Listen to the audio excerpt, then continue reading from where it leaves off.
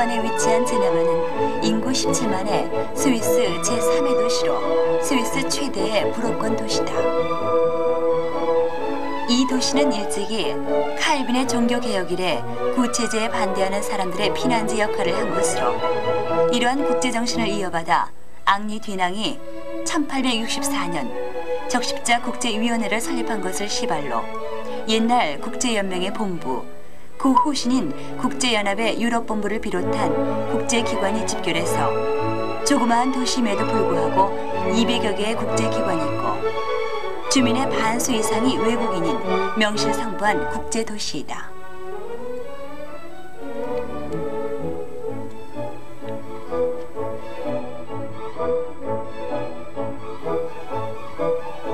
레마노는 스위스와 프랑스의 국경에 위치한 알프스의 빙하가 유입돼 롱강으로 흘러나가는 서유럽 최대의 빙하호이다.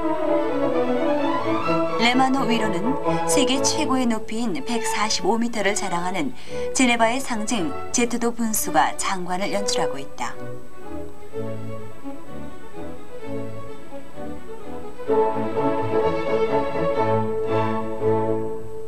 비에이 빌르라 불리우는 구시가지에는 중세의 예스런 분위기가 남아있다. 광장, 시계탑, 조각, 가옥들이 함께 어우러져 관광지로의 매력을 한껏 발산한다.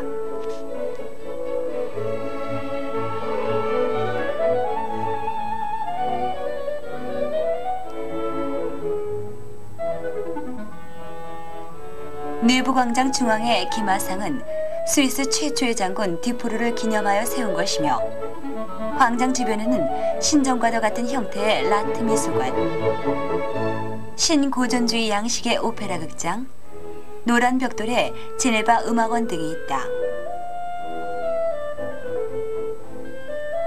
내부 광장 옆 녹지대 바스티온 공원은 종교개혁 기념비로 잘 알려진 곳이다.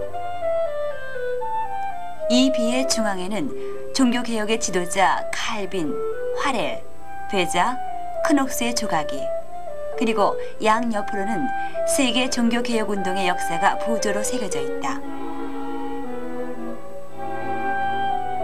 또한 이 공원은 제네바 시민들의 야외 체스장으로 많은 사람들이 찾는 곳이다. 생피에르 교회는 종교개혁의 중심인물 칼빈이 1536년부터 약 25년간 프로테스탄티즘을 설교한 곳이다.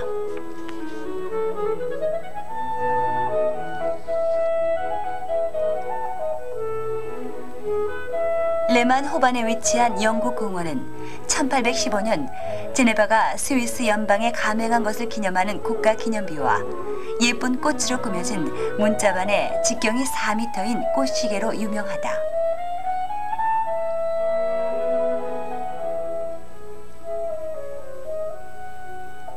레만호가 롱강으로 흘러들어가는 지점에 위치한 작은 루소 섬은 제네바가 낳은 위대한 철학자 루소를 기념하는 공원으로 그 중앙에 1834년에 세운 루소의 동상이 있다.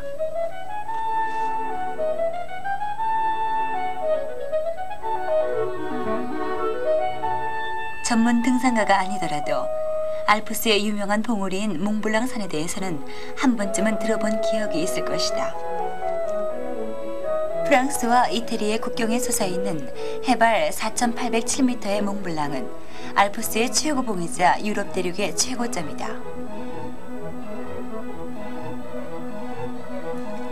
알프스는 서부알프스, 중부알프스, 동부알프스로 나눠지는데 몽블랑은 지중해에서 비롯되는 서부알프스가 차차 그 위용을 더해오다 대단원을 장식하는 부분인 것이다. 한 시대의 영웅인 나폴레옹도 산을 찾는 알피니스트들도 그 대가를 치러야 했던 마의 산. 그러나 이젠 로프웨이를 타고 몽블랑 산의 바로 옆까지 쉽게 갈 수 있어 유럽에서 가장 친근감 있는 관광지로 탈바꿈 있다. 몽블랑의 전망대로 유명한 표고 3,842m의 에게 디미디봉의 전망대에서는 알프스의 대경관을 즐길 수 있다.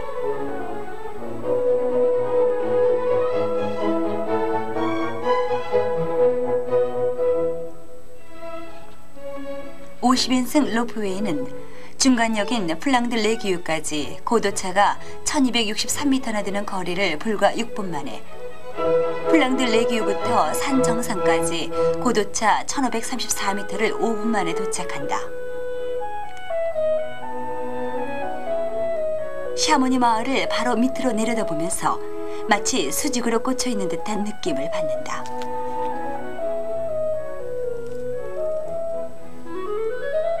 옛날 사람들은 높은 산의 꼭대기에는 악마나 공룡이 살고 있다고 생각하고 함부로 올라가려고 하지 않았다. 그런데 이러한 생각을 바꿔 모험으로써 등산이나 과학적 조사의 즐거움을 최초로 가르쳐준 사람이 스위스의 과학자인 소시르이다.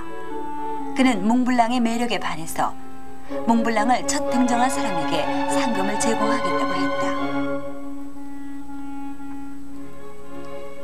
이에 의해 샤모니의 내과의사 파카드는 같은 고장의 사냥꾼 발마를 데리고 1786년 8월 8일 오후 6시 반, 당시 마의 산이라고 불리던 몽블랑의 첫 등정에 성공했다. 표고 1037m의 산간마을인 샤모니는 몽블랑 북쪽 기슭에 있는 인구 약 1만 명이 살고 있는 아름다운 마을이다. 이 파카드와 발마의 몽블랑 등정 이후 샤모니는 몽블랑 등정의 기점으로 4000m급 산들로 둘러싸인 아름다운 관광지로 각광을 받게 됐다.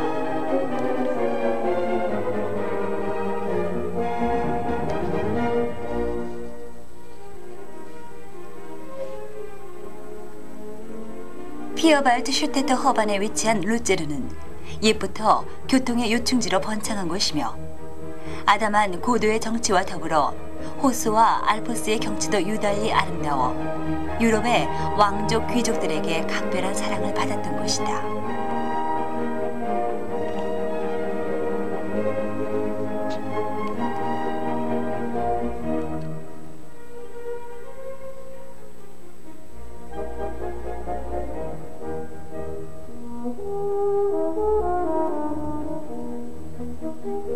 피아제, 롤렉스, 오메가 등으로 대표되는 최고급 시계의 본고장인 스위스의 시계공업은 철저한 수공업 정신과 경고성으로 온 세계 시장을 석권하고 있다. 호프 교회는 루제른 호수 근처에 있는 회랑으로 둘러싸인 교회로 몇 차례의 화재를 거쳐 17세기 르네상스 양식으로 재건됐다.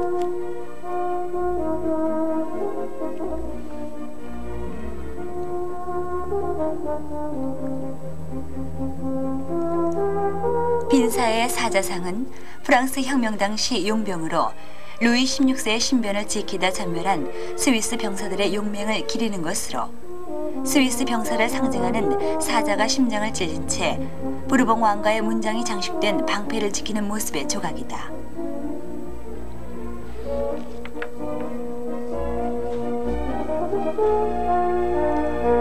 모제크 성벽은 로이스강 우환의 구 시가 뒤를 둘러 동에서 서로 뻗은 성벽으로 중세도시 루제른의 경관을 돋보이게 하고 있다.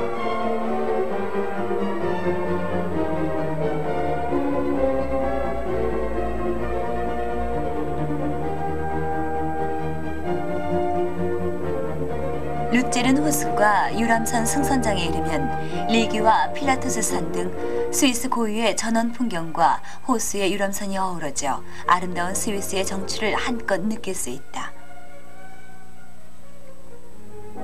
특히 중앙역 앞 공원에 마련된 산책로는 자연과 인공이 조화를 이루어 말할 수 없이 아름답다.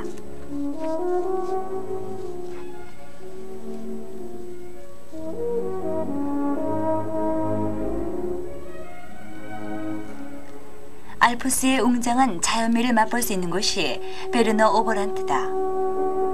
이 그림 같은 알프스 산골짜기의 자연 속에서 루소 같은 철학자가 태어났고 와그너 같은 음악가는 그의 걸작들을 작곡했다. 융플라우, 마테오른, 슈레크호른 등 4,000m 이상의 고봉들이 병풍처럼 솟아있는 이 지역 관광의 하이라이트는 산악철도로 융플라우요에 오르는 철도 여행이다.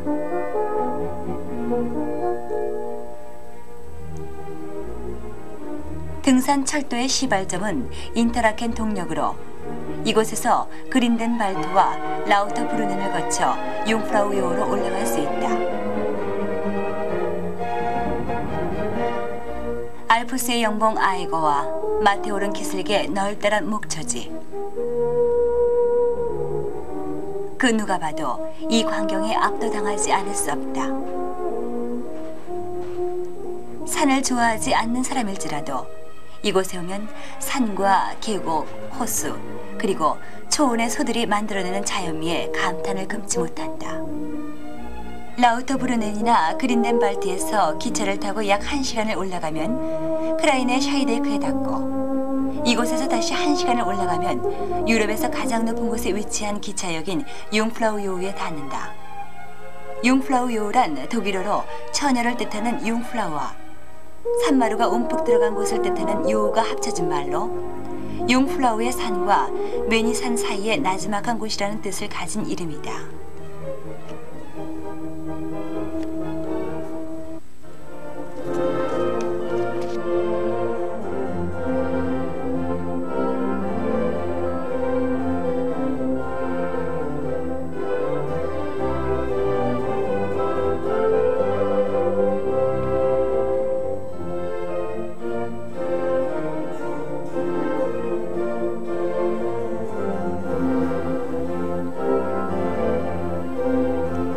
고대 로마의 많은 군용도로 중 하나인 고대 아피아 대로를 따라 달리면 로마의 카타콤베들이 나온다. 약 600만 명의 초기 기독교도들이 이 광대한 지하묘지들에 묻혔다고 한다. 도미네 코바디스 성당은 네로의 박해를 피해 로마를 탈출하려던 베드로가 이곳에서 예수님을 만난 후 로마로 되돌아가 순교했다는 전설의 장소에 세워진 교회이다.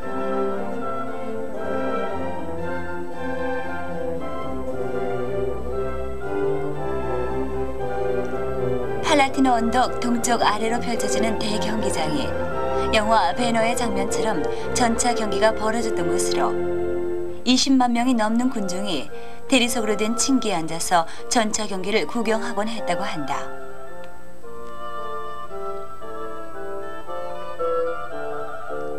영화 로마의 휴일에 등장해 유명해진 진실의 입은 대리석판에 해신 트리톤을 새긴 커다란 원반이다.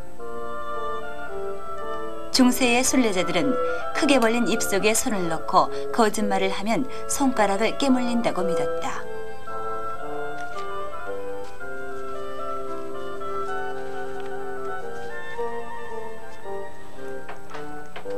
요새처럼 무겁게 생긴 퀴리날레 궁은 1870년 이후 이탈리아 왕의 거처였고 지금은 대통령 궁으로 쓰인다. 트레비 분수는 등을 돌리고 동전을 던지면 다시 로마에 올 수 있다는 전설로 유명한 곳이다. 니콜라 실비가 18세기에 만든 이 놀라운 분수는 사실상 개선문이요 옛 폴리궁의 전면으로서 자유분방하게 배치된 바위들과 연못 속에 신화 속 동물들을 가둬놓고 있다. 베네치아 광장 정면의 비토리아노는 하얀 대리석의 건축물로 통일 이탈리아의 첫 왕 비토리오 에마누엘 2세를 기려 1911년 완성됐다. 광장 한편에 있는 베네치아 궁전은 베네치아 공화국의 로마 대사관으로 사용돼 그 이름이 붙여졌으며 한때는 무솔리니의 개인 사무실로 이용돼 전 세계에 알려졌다.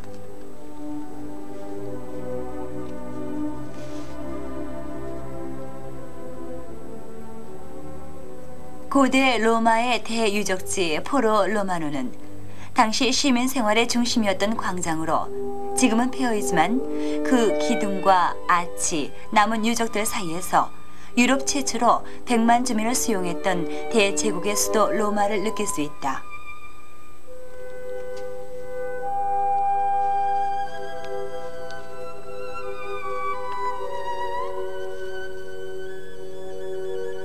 카피톨리노 언덕에 있는 캄피돌리노 광장은 고대 로마의 중심으로 주피터 신전을 비롯한 25개의 신전이 있었던 신성한 곳인데 호세 미켈란젤로의 디자인으로 오늘날과 같은 르네상스 양식의 중후한 건물들로 둘러싸인 광장이 됐다.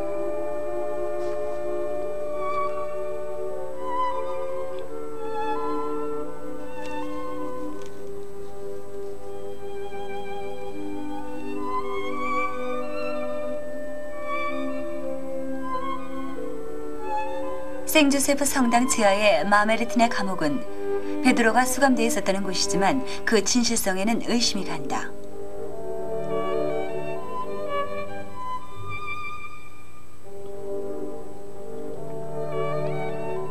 콜로세움이 멸망할 때 로마는 멸망하며 그때 세계도 멸망한다라고 얘기하던 로마의 영원성을 상징하는 이 원형극장은 서기 80년 2만 명의 노예와 죄수들의 손으로 지어진 것으로 4층으로 구성된 계단의 벤치에 관객들을 사회적 신분에 따라서 수용했다.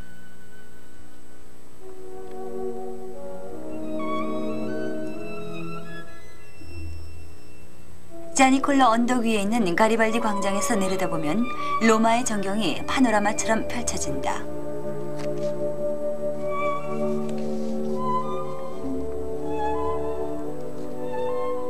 로마의 광장들 가운데 가장 아름다운 나보나 광장은 여러 시대에 걸친 로마 천재들의 협력의 덕택으로 로마 어디보다도 이탈리아식 거리의 장관을 잘 보여주고 있다.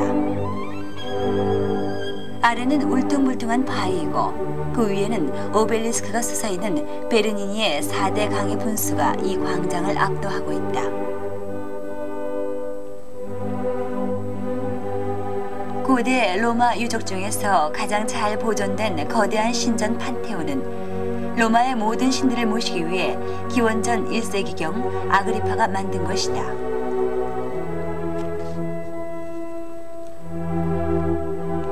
오늘날에 와서는 여름이면 스페터클한 노천 오페라 무대가 되는 카라칼라 목욕탕은 여기서 1600명이 동시에 멋지고 사치스럽게 목욕을 즐길 수 있었던 어마어마한 규모의 건물이다.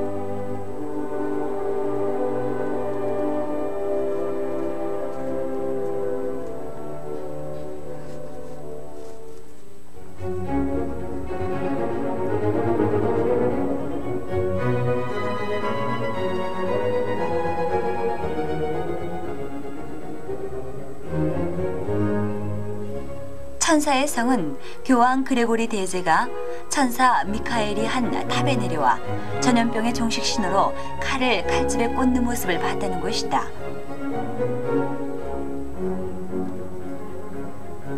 스페인 광장은 로마에서 가장 앞선 유행과 쇼핑의 중심 지역으로 이곳에서 스페인 계단이 3층으로 위로 오르는데 그 위에는 쌍둥이 조각이 있는 트리니타 데이 몬티 교회와 고대 이집트의 오벨리스크가 있다.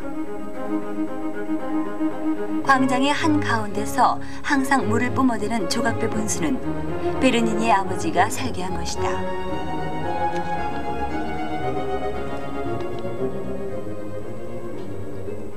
바티칸 궁은 1,400여 개의 방이 있는 드넓은 궁전이지만 교황이나 교황청이 사용하는 방은 극히 일부이며 대부분은 바티칸 박물관으로 총칭되는 20개의 박물관, 미술관, 도서관으로 사용되며 일반인에게도 공개된다.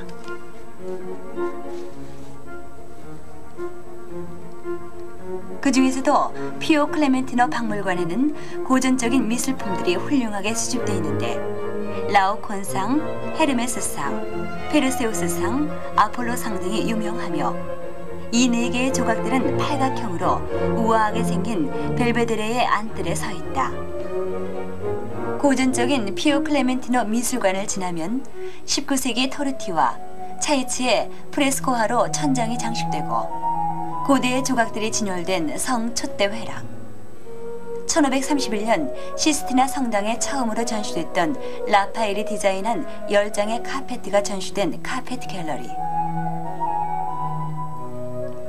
이태리 각지의 지도가 장식되어 있는 지도 갤러리, 라파엘로의 회랑을 거쳐 시스티나 예배당에 이른다.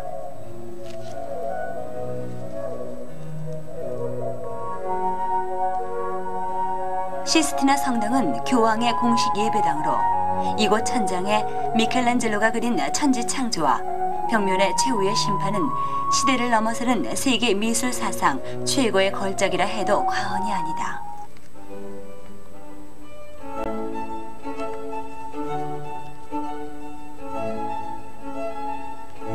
전 세계에 8억의 신도를 갖고 있는 가톨릭의 청본산 산 피에트로 성당은 그 규모에 있어서도 세계 제1을 자랑한다.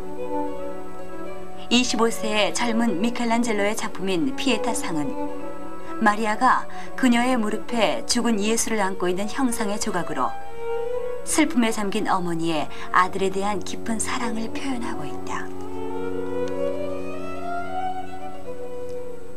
중앙에 대쿠퍼라는 미켈란젤로가 설계한 것으로 이중 구조로 되어 있고 베르니니의 브론즈 청계로 덮여 있다. 굵게 물결치며 올라가는 기둥의 독특한 형태도 눈길을 끄는데 이 아래의 예배당에는 산 피에트로의 묘가 있다.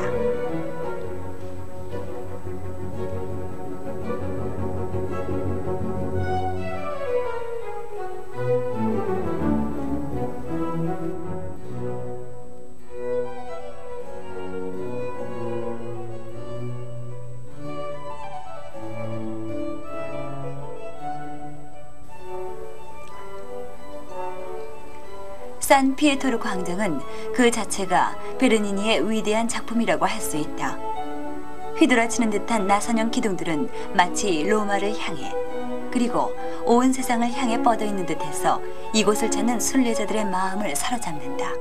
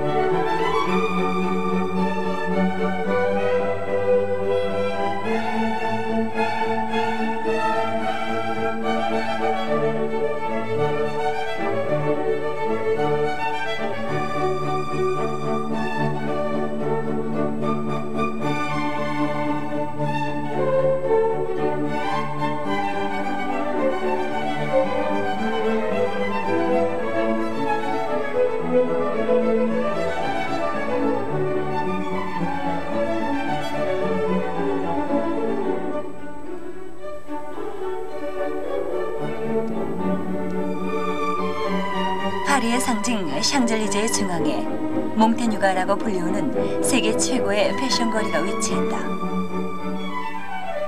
이 몽테뉴 거리에는 세계적인 유명 브랜드의 부티크들이 밀집해 전 세계 여성들이 동경하는 최고급 의상이 창조된다. 샤넬, 크리스찬 디올, 니나 리치, 세린느, 웅가로, 기라로슈 등등의 고급 상점들이 이 거리에 줄을 잇고 있다.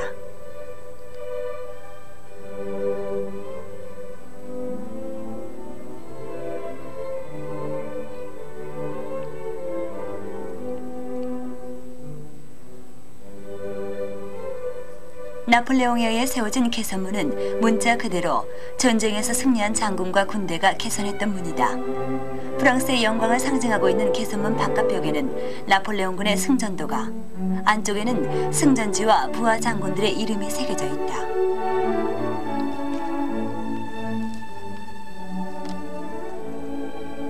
프랑스 혁명 100주년을 기념하는 1889년의 파리 만국 박람회를 위해서 프랑스 정부가 공모한 철골 조형물로 뽑혀 세워진 것이 바로 프랑스의 건축가 에펠이 설계한 이 에펠탑이다. 19세기를 통틀어 세계에서 가장 높은 건축물이었던 에펠탑은 반타원형의 박람회장 샤이오궁과 당시 육군 사관학교인 에콜 밀리테르 사이에 위치한다. 에펠탑은 에펠의 지휘 아래 300명의 기술자가 동원돼서 25개월 만에 완성됐다.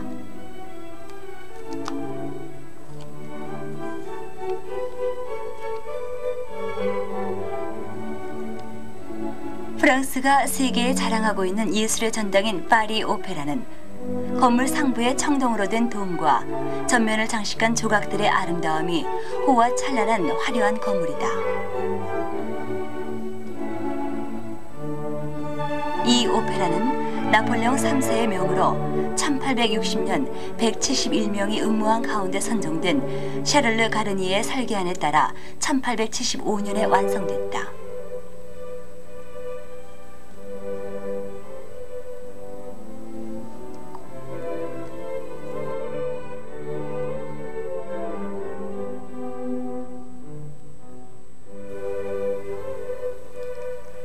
나폴레옹이 아우스트리츠 전투에서 노획한 1250대의 대포를 녹여 만든 벙돔 기념탑은 꼭대기에 나폴레옹의 조각이 있는 높이 44m의 청동탑이다. 이 기념탑 주변의 벙돔 광장은 세계의 유명 보석상들이 자리 잡고 있는 거리이며 천재 피아니스트 쇼팽이 살던 집도 바로 이 광장에 있다.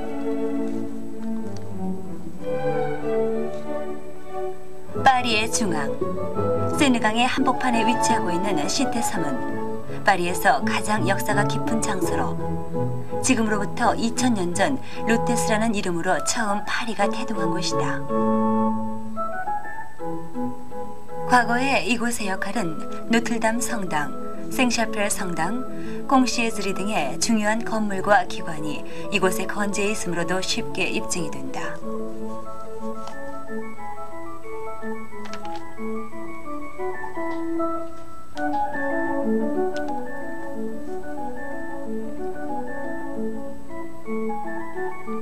몽마르트 언덕의 정상에 위치한 성심성당은 하얀 세 개의 돔이 특징적인 로마노 비잔틴 양식의 건축물이다. 1870년 보불전쟁 패배 후 프랑스인들의 국민정신을 드높이기 위해서 가톨릭 교도들의 기부금 4천만 프랑을 들여서 지은 것으로 1919년 완공됐다. 정면에 성 루이 왕은 십자군 원정으로 프랑스의 교권을 드높인 인물로 이 자리를 차지하고 있다. 몽마르트란 순교자의 언덕이란 뜻인데 파리 최초의 주교 생데니 신부가 이곳에서 순교해 이러한 이름이 붙게 됐다고 한다. 구릉지대여서 비탈길이나 계단이 많은 몽마르트는 19세기 예술가들의 자유분방한 생활지로 이용됐다.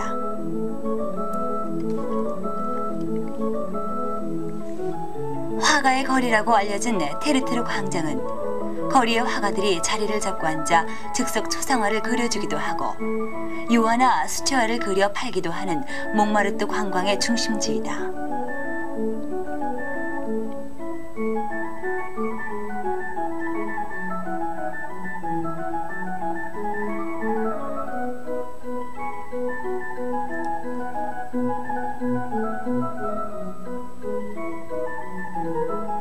프랑스 혁명기인 1783년 왕궁을 개조해 문을 연 루브르 박물관에는 밀로의 비너스, 레오나르도 다빈치의 모나리자 등 인류 최고의 유산들이 소장되어 있다.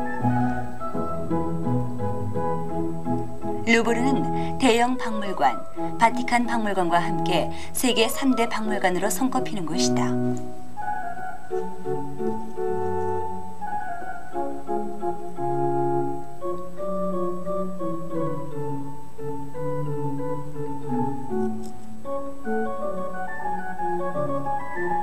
중앙에 오벨리스크가 서 있는 콩코드 광장은 동쪽으로는 루브르 박물관, 서쪽으로는 개선문, 남쪽으로는 국회의사당, 북쪽으로는 마들랜드 성당으로 연결되는 파리의 중심이다.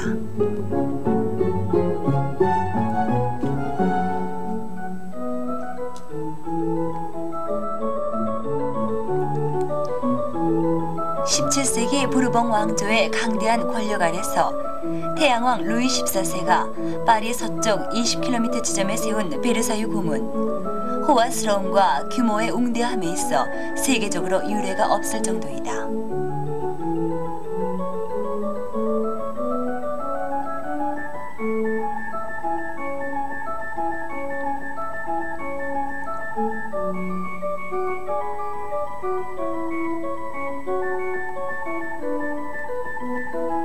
베르사유 대운하의 북쪽에 자리 잡은 두 개의 트리아논 궁은 현란한 궁정 생활에 지친 왕족들이 목가적인 간소한 생활을 즐긴 장소이다.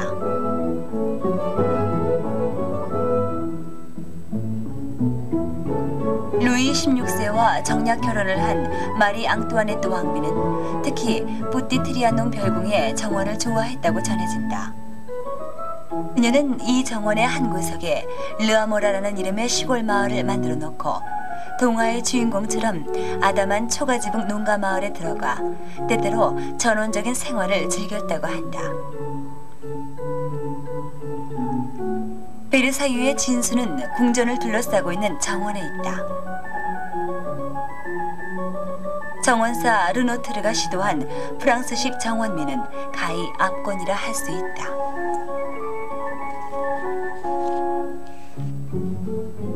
파리는 밤이 아름다운 도시이다.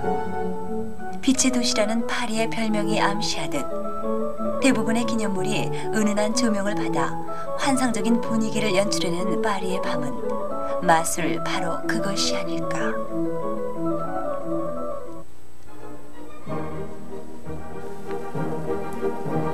이제 우리의 유럽 여행을 마무리할 시간이 됐다.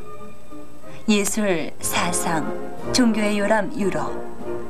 비록 짧은 시간의 영상 여행이었지만 유럽의 자연과 유럽인의 생활 모습 그리고 그들의 뛰어난 문화유산을 보고 느낄 수 있었던 보람된 유럽 기행이 됐기를 바란다.